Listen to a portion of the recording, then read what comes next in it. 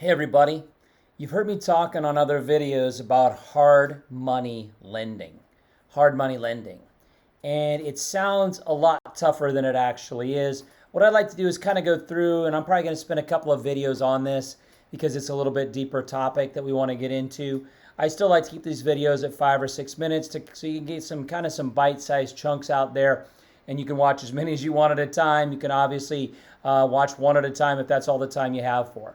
And so we want to show you how to become a real estate investor basically about 5 minutes at a time.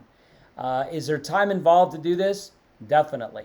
But if we can break it down and chunk it down into bits that you can understand and more importantly digest, it should be a lot easier to learn this type of information. So with hard money lending, and I told you guys if I can do this business, anybody can do it. When I got into this business, I thought they called it hard money lending because it was hard to get. It is not.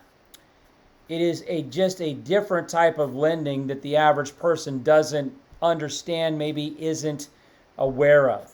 First of all, it's called hard money because it's based on the hard asset. It's based on the hard asset of the property. And so many times you will hear it called asset-based lending. They're basing it on the asset of the property, asset-based lending. Now, whether you know this or not, traditional mortgages are also based on the hard asset or asset-based lending. They're just done in a little different way. Most hard money lenders, people that are hard money lenders, are investors themselves.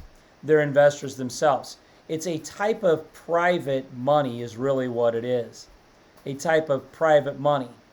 Now, when we look at this, most of our hard money loans are going to be for fixer-upper type properties. Fixer-upper type properties. So properties that need work. So that's really where the hard money lending comes in, is on your fixer-upper properties.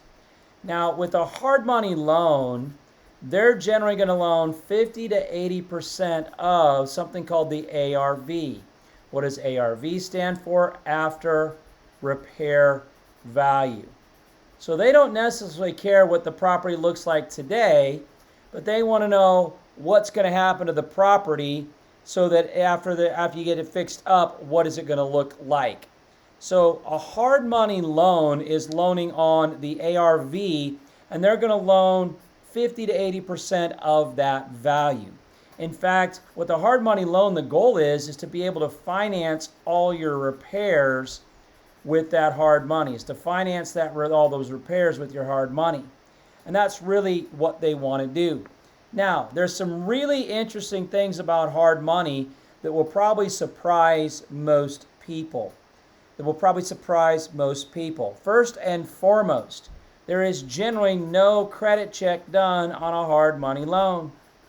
There is no credit check done on a hard money loan.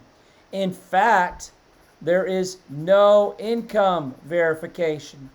There is no income verification on a hard money loan. In fact, they don't even care if you have a job, so no job verification. Now, I'm sure there are many of you looking at this right now going, oh my gosh, that sounds too good to be true. And if it's too good to be true, then obviously it can't be true. And you know why most people, unfortunately, aren't wealthy? The reason most people aren't wealthy is because of your mama and your daddy and all those adults in your life, teachers, all these people in your life that said, well, if it sounds too good to be true, then obviously it's too good to be true. And so when they see something like this, and I say there's no credit check, there's no income verification, there's no job verification, people say, well, what's the catch? There's got to be a catch. Ladies and gentlemen, there's not a catch. There's a cost. The cost of hard money is going to be higher interest than traditional money. They're going to charge you 12 to 18% interest for a hard money loan. 12 to 18% interest. And on top of that, they're going to charge you something called points. They're going to charge you 2 to 10 points. So a point is really 1% of the loan. That's what a point is. It's 1% of the loan.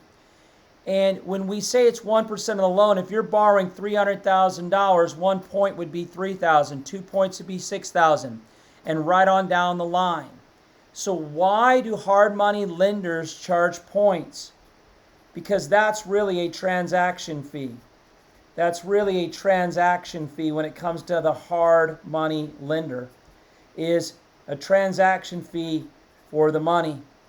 Now, when we go on to the next video, when I come back, I'm going to take it to part 2 here.